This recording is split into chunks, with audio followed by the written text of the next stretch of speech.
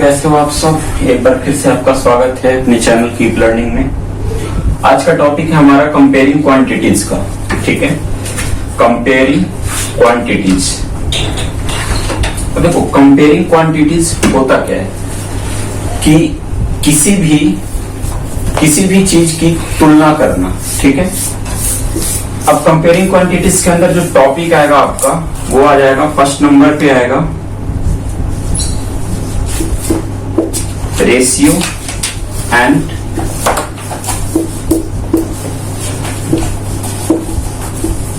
Proportion. पहला है topic ratio and proportion. Second number की बात करें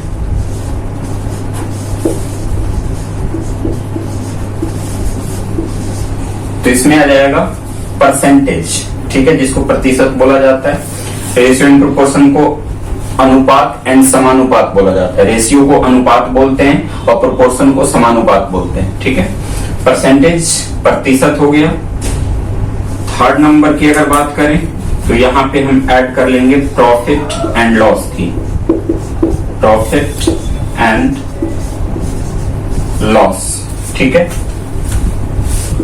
फोर्थ नंबर पे आ जाएगा डिस्काउंट। प्रॉफिट लॉस का हिंदी पता है, लाभ और हानि। डिस्काउंट, डिस्काउंट का मतलब होता है छूट, छूट देना या फिर इसे बट्टा भी कहते हैं। ठीक है, तो ये हो गया डिस्काउंट। फिफ्थ नंबर पे आता है वैट, VAT। ठीक है, और सिक्स नंबर पे आता है वैट हो गया। अब इसके बाद कंपाउंड इंटरेस्ट ले लो, कंपाउंड इंटरेस्ट। अब देखो, यही 6 टॉपिक आपको कंपेयरिंग क्वांटिटीज के अंदर पढ़ना है। ठीक है, आज हम 3 टॉपिक को इस वीडियो में क्लियर करेंगे और नेक्स्ट वीडियो में 3 टॉपिक को क्लियर करेंगे। तो 3-3 पार्ट में मैं एक एक चीज को क्लियरली समझाने की कोशिश करूंगा कि बिल्कुल डिटेल में समझ में आ जाए। तो सबसे पहले आज हम स्टार्ट करते हैं रेशियो एंड प्रोपोर्शन।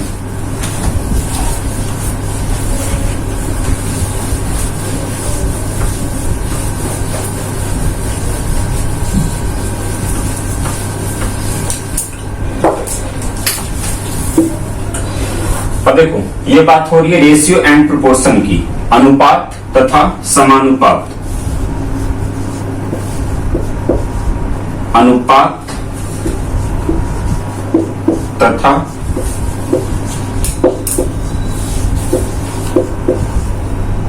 समानुपात। ठीक है, रेशियो एंड प्रोपोर्शन। चलो अब हम स्टार्ट करते हैं। पहले हम ये समझते हैं कि रेशियो होता क्या है। तो रेशियो से पहले हमने एक चीज लिया फ्रैक्शन, और यहां पे रखते हैं हम रेशियो। ठीक है, फ्रैक्शन एंड रेशियो दोनों में डिफरेंस को समझो कि फ्रैक्शन और रेशियो में क्या अंतर होता है।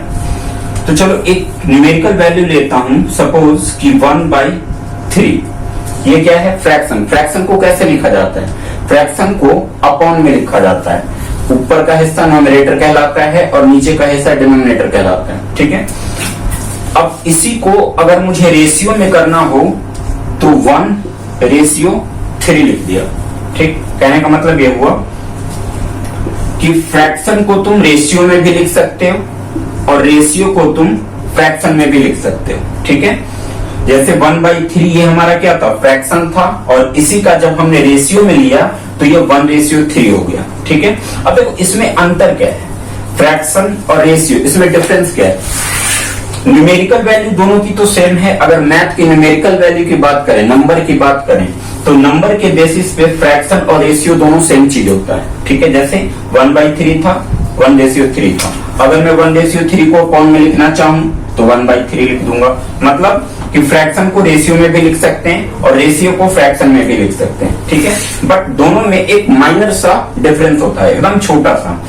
अब जैसे देखो, फ्रैक्शन को पहले समझो क्लियरली। सपोज करो कि मेरे पास एक पिज्जा है। ठीक है, मेरे पास एक पिज्जा है। इस पिज्जा को मैंने 3 पार्ट में डिवाइड किया, 1, 2, 3 पार्ट में डिवाइड किया। तो इसको मैं लिखूंगा 1/3, मतलब कि एक पिज्जा था और उसको 3 पार्ट में डिवाइड किया गया, तो ये हो गया 1/3। ठीक है, अब बात करते हैं, इसको रेशियो में लाते हैं, इसको रेशियो में लाते हैं। देखो जब फ्रैक्शन की बात किया तो पिज्जा को 3 पार्ट में डिवाइड किया, तो ये 1 का 3 पार्ट हो गया, मतलब फ्रैक्शन, ये कह सकते हो कि फ्रैक्शन जो है वो पार्ट को रिप्रेजेंट करता है। ठीक है, fraction is a part of any number, मतलब कि फ्रैक्शन किसी भी नंबर का पार्ट हो सकता है। सपोज करो कि 10 है, ठीक है, अब 10 को मैं 2 पार्ट में बांटना चाहता हूं, तो मैं क्या करूंगा, 2 से डिवाइड कर दूंगा, तो ये फ्रैक्शन बन गया। अगर इसको 3 पार्ट में बांटना है तो मैं 3 से डिवाइड कर दूंगा, ये फ्रैक्शन बन गया। मतलब किसी भी चीज का जो एक पार्ट निकलता है, किसी भी नंबर का एक जो पार्ट होता है, वो हमारा फ्रैक्शन कहलाता है। ठीक है, अब बात करते हैं रेशियो की, कि रेशियो क्या होता है। तो देखो फ्रैक्शन और रेशियो में जो माइनर सा डिफरेंस है वो ये है कि फ्रैक्शन सिर्फ नंबर को रिप्रेजेंट करेगा, मतलब कि एक पिज्जा को जब 3 पार्ट में बांटा तो ये 1/3 में वो हो गया, बट गया। ठीक है, यानी कि हम ये कह सकते हैं कि ये 1 का 3 पार्ट हुआ, यानी कि 1 × 1/3। जैसे मेरे पास एक पिज्जा था, एक पिज्जा को 3 पार्ट में बांटा, तो 1 × 1/3, 1/3। ठीक है, तो 1 को 1 से मल्टीप्लाई किया, 1 हो गया और 3 हो गया, 1/3 आ गया। लेकिन इसी पिज्जा को मैं रेशियो में अब ले जाता हूं। ठीक है, तो देखो अब इस पिज्जा को जब मैं बांटूंगा, चलो इसको भी सपोज कि 1:3 में बांटा है। ठीक है, तो 1:3 का मतलब क्या हुआ कि यहाँ पे ये दोनों चीज जो है वो अलग अलग है। यहाँ पे सेम चीज है 1/3, ये सिर्फ नंबर को रिप्रेजेंट कर रहा है कि एक पिज्जा था, उसको 3 पार्ट में बांटा। मैंने अभी समझाया कि फ्रैक्शन जो होता है किसी नंबर का पार्ट होता है। ठीक है, रेशियो क्या होता है कि रेशियो दो थिंग्स के अंदर रिलेशन दर्शाता है, मतलब दो चीज आता है। सपोज करो कि 1 और 3 था, ठीक है, तो एक पिज्जा था और इस एक पिज्जे को 3 आदमी में मैंने बांट दिया। यानी कि अगर रेशियो को लिखना चाहूं तो मैं लिख सकता हूं 1 पिज्जा अपॉन में 3 पर्सन।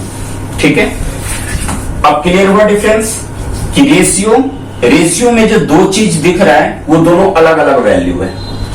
1 ये पिज्जा है और 3 ये 3 पर्सन है, मतलब एक पिज्जे को 3 पर्सन में मैंने बांट दिया। ठीक है, तो रेशियो जो होता है वो दो डिफरेंस थिंग्स के बीच में रिलेशन दर्शाता है, और फ्रैक्शन जो होता है वो किसी एक नंबर का पार्ट होता है, यानी कि पार्ट ऑफ समथिंग। सिर्फ नंबर नहीं, किसी भी चीज का पार्ट कह सकते हो। ठीक है, अब सपोज कि ये व्हाइट बोर्ड है, ठीक, अगर इसको मैं 2 पार्ट में बांट दिया, ठीक है, तो एक व्हाइट बोर्ड था, इसका 2 पार्ट बन गया, तो 1/2 हो गया। ठीक है, तो फ्रैक्शन जो किसी नंबर के पार्ट को रिप्रेजेंट करेगा, और रेशियो जो है वो दो डिफरेंस चीज में दो डिफरेंस थिंग्स को दो डिफरेंस थिंग्स के बीच में रिलेशन को दर्शाएगा, रेशियो। ठीक है, अब ये था फ्रैक्शन, ये था रेशियो। अब देखते हैं हम कि रेशियो से सवाल किस टाइप का पूछा जा सकता है। रेशियो और फ्रैक्शन तो क्लियर हो गया, अब हम देखते हैं कि रेशियो से सवाल किस टाइप का आ सकता है, क्वेश्चन कैसे आ सकते हैं।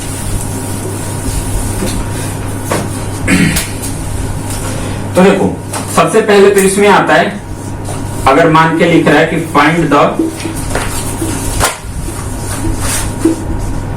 रेशियो, हमें रेशियो फाइंड करना है, रेशियो निकालना है। अब इसके लिए पहला क्वेश्चन में ले रहा हूं 5 मीटर टू 10 किलोमीटर। देखो अब भी हमने समझा कि रेशियो दो डिफरेंस थिंग्स के बीच में रिलेशन दर्शाता है। अब यहां पे देख लो, ये 5 मीटर है और ये 10 किलोमीटर है। समझ रहे हो बात को, यहां पे दो चीजें, ठीक है, दोनों के बीच में रिलेशन आ रहा है ये। तो 5 मीटर और 10 किलोमीटर, इसका हमें फाइंड करना है रेशियो। ठीक है, अब एक चीज याद रखो कि रेशियो भले ही दो डिफरेंस चीज को रिप्रेजेंट करता है, बट जब हम किसी चीज का रेशियो निकालेंगे तो हम एक ही चीज में कन्वर्ट करेंगे उसको। कहने का मतलब कि ये मीटर में है और ये किलोमीटर में, तो दोनों की यूनिट हमें सेम करनी पड़ेगी। या तो मैं मीटर को किलोमीटर में चेंज कर दूं या किलोमीटर को मीटर में चेंज कर दूं, जब ही इसका रेशियो निकाला जा सकता है। क्योंकि रेशियो जो हमारा निकलेगा, ठीक है, उसको पहले फ्रैक्शन में करोगे और फ्रैक्शन करने के बाद उसको मतलब कैंसिल करोगे। कहने का मतलब ये है कि उसको शॉर्ट फॉर्म में ले आओगे। अब जैसे देखो 5 मीटर है, अगर मीटर को किलोमीटर में चेंज करेंगे तो हमें यहाँ पे 1000 से इसको डिवाइड करना पड़ेगा, ठीक है। लेकिन किलोमीटर को अगर मीटर में चेंज करेंगे तो 1000 से मल्टीप्लाई करना पड़ेगा। तो हम मल्टीप्लाई वाला चूज कर लेते हैं क्योंकि हमारा इजी होगा। तो ये हो गया 5 मीटर टू 10 किलोमीटर।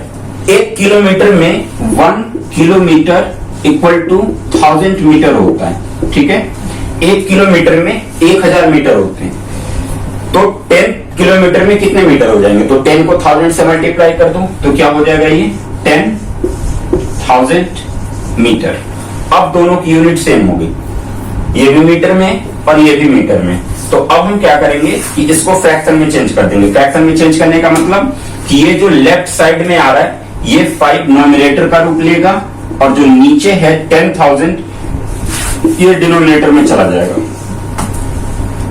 ठीक है। यहां तक अगर इससे ये कैंसिल होता है तो कैंसिल करेंगे, अगर नहीं होता है तो डायरेक्टली हमारा ये आंसर हो जाएगा। लेकिन यहाँ पे कैंसिल तो होगा क्योंकि 5 के टेबल में 0 आता है। 5 का डिविजिबल रूल क्या है? जिसके लास्ट में किसी भी डिजिट के लास्ट में 0 या 5 हो तो 5 से डिवाइड हो जाता है, ठीक है। तो देखो 5 के टेबल में 10 जो है वो 2 बार में कट जाएगा और बाकी का 3 0 आ गया, ठीक है। यानी कि अब हम इसको लिख सकते हैं 1 अपॉन में 2000।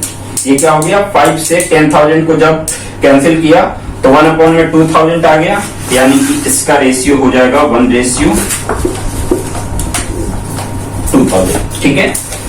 अब रेशियो निकालने के लिए एक चीज हमेशा बिल्कुल अच्छे से समझ लो कि रेशियो जब भी दिया रहेगा तो वो अलग अलग यूनिट से होगा, मतलब 2 डिफरेंट चीजें होंगी। जैसे इसमें मीटर और किलोमीटर था, सपोज करो किसी में रुपीज और पैसा आ गया, ठीक है, किसी में मीटर या सेंटीमीटर आ गया।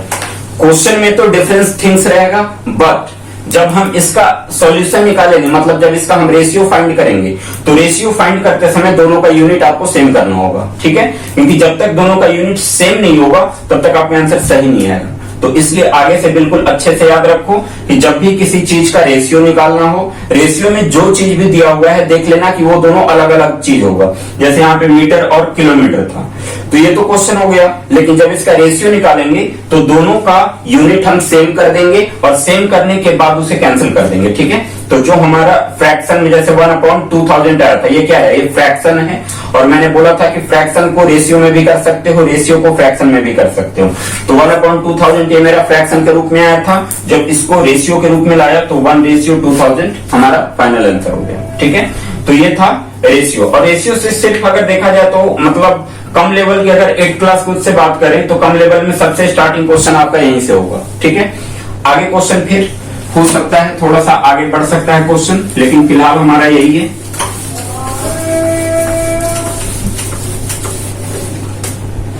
चलो इस पे एक क्वेश्चन और समझ लेते हैं। 50 पैसे टू 5 रुपीज। 50 पैसे टू 5 रुपीज, मतलब यहाँ पे 50 जो है वो पैसे में है और 5 जो है वो रुपीज में है, और इसका हमें फाइंड करना है रेशियो। तो मैंने क्या बोला कि जब भी रेशियो फाइंड करना हो तो जो क्वेश्चन तुम्हारे पास आएगा वो दोनों यूनिट अलग होगी। जैसे दोनों की यूनिट अलग है, ये पैसे में है, ये रुपीज में है, लेकिन जब मैं आंसर फाइंड करूंगा तो आंसर फाइंड करते समय दोनों का यूनिट सेम कर लो, ठीक है। अब तुम इसमें इंडिपेंडेंट हो कि पैसे को रुपीज में भी कन्वर्ट कर सकते हो, रुपीज को पैसे में भी कन्वर्ट कर सकते हो। जो तुम्हें सही से समझ में आ रहा हो, जो तुम्हें इजी लग रहा हो उसको कर देना। तो मैं सजेस्ट यही करूंगा कि हमेशा बड़े यूनिट को छोटे यूनिट में कर दिया करो। क्यों? क्योंकि बड़े यूनिट से जब मैं छोटे यूनिट में हम जाते हैं तो हम मल्टीप्लाई करते हैं, लेकिन जब छोटे यूनिट से बड़े में जाते हैं तो डिवाइड करते हैं। और डिवाइड करने में क्या होगा कि ये 2 पार्ट में बढ़ जाएगा, मतलब ये फ्रैक्शन में ऑलरेडी पहले से ही हो जाएगा, तो फिर हमें कैलकुलेशन में प्रॉब्लम आ सकती है, ठीक है। तो पैसे को रुपीज में कन्वर्ट ना करके हम रुपीज को पैसे में कन्वर्ट कर देते हैं। 1 रुपीज 1 रुपी इक्वल टू कितने पैसे होते हैं? ₹1 इक्वल टू 100 पैसे होते हैं, ठीक है। ₹1 इक्वल टू 100 पैसे, तो ₹5 इक्वल टू कितने हो जाएंगे, तो 5 को 100 से मल्टीप्लाई कर दो, 500 पैसे हो जाएंगे। तो अब ये हो गया 50 पैसे टू 500 पैसे, दोनों की यूनिट सेम हो गई। अब हम इसको फ्रैक्शन के रूप में लिख देंगे 50 अपॉन में 500। 10 से 10 कैंसिल हो गया, 50 के टेबल में 5 के टेबल में 50 10 बार में कैंसिल हो गया, ऊपर कुछ नहीं तो 1 मान लो, यानी कि इसका आंसर आ गया 1 अपॉन में 10। अब इसको रेशियो के रूप में लिखना है तो 1:10। ध्यान रखना ऊपर वाली संख्या लेफ्ट में रहती है और नीचे वाली संख्या राइट में रहती है, कहीं इसको 10:1 मत लिख देना, 10:1 लिखोगे तो ये गलत हो जाएगा। हमें लिखना है 1:10, बिल्कुल सीधे सीधे इसको रेशियो में कन्वर्ट कर देना। तो ये था अनुपात और समानुपात, ठीक है। इससे आगे अगर क्वेश्चन इसमें पूछा भी जाएगा तो फिर जैसे मान के चलो कि क्वेश्चन बोलता हूं कि चलो देखते हैं कब क्वेश्चन मिल जाए।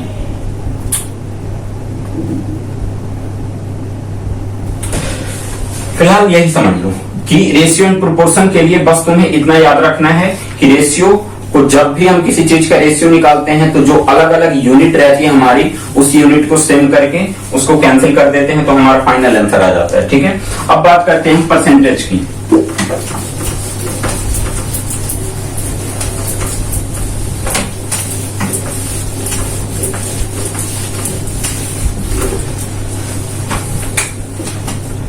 अगला टॉपिक है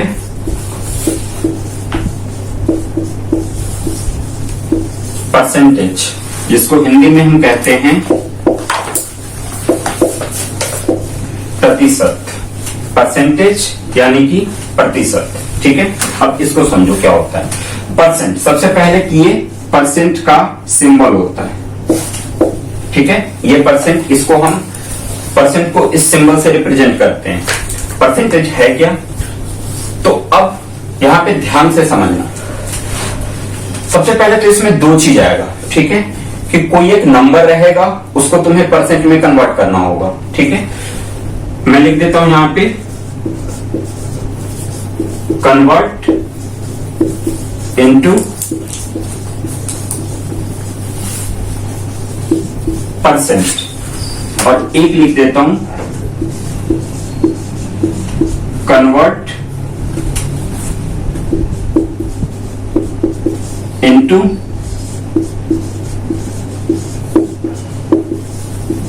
फ्रैक्शन, ठीक है।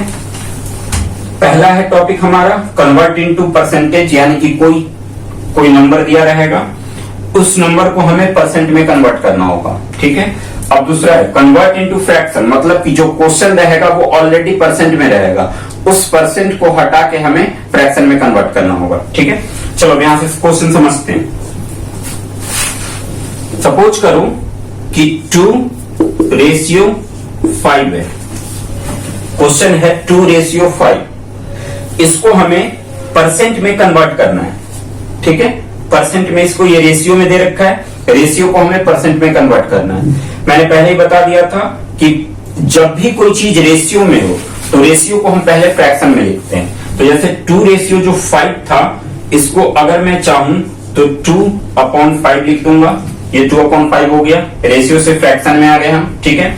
अब फ्रैक्शन से परसेंटेज में चलेंगे। सबसे पहला काम कि क्वेश्चन रहेगा रेशियो में, रेशियो से हम फ्रैक्शन में पहुंचेंगे, फिर फ्रैक्शन से परसेंटेज में जाएंगे। तो 2:5 ये क्या था, ये रेशियो में था, ठीक है। फिर रेशियो से हमने परसेंटेज में किया, फ्रैक्शन में किया, अब इसको परसेंटेज में ले जाएंगे।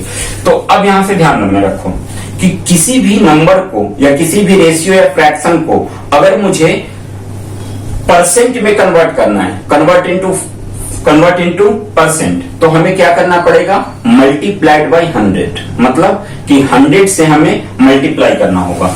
जब कन्वर्ट इनटू परसेंट करेंगे तो हम यहां पे लिखेंगे मल्टीप्लाई बाय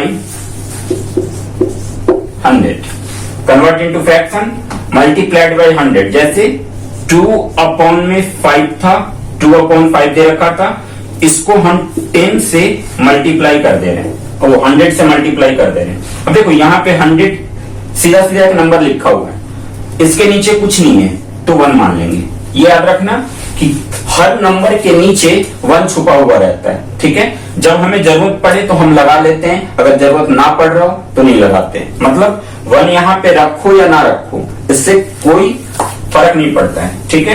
1 यहाँ पे रख भी सकते हो, नहीं भी रख सकते हो। तो 1 रखने के पीछे ये वो है कि आपको ढंग से समझ में आ जाए, ठीक है। तो 2/5 था, इसको मैंने मल्टीप्लाई कर दिया 100 से, क्योंकि फ्रैक्शन को मुझे परसेंट में कन्वर्ट करना था। मैंने अभी बताया कि जब किसी भी फ्रैक्शन को अगर परसेंट में कन्वर्ट करूंगा तो मल्टीप्लाइड बाय 100 करूंगा, यानी कि 100 से मल्टीप्लाई करूंगा, ठीक है।